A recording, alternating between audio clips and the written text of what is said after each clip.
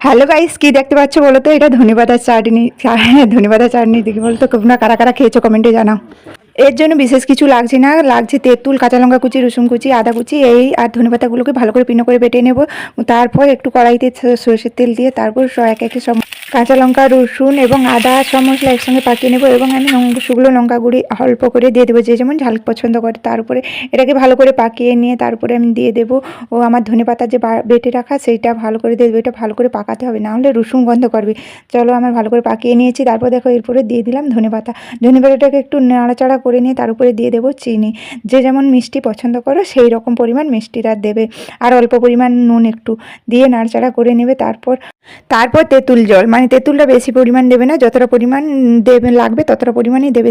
তেঁতুলটা দেওয়ার পর একটু নাড়াচাড়া করে নিয়ে নামিয়ে দিলেই রেডি ধনেপাতার চাটনি। দেখেছো, খুব সুন্দর চাটনিটা। দেখি টেস্ট করি, আমার তো প্রচণ্ড ভালো লাগছে। তোমরাও ট্রাই করো। টাটা।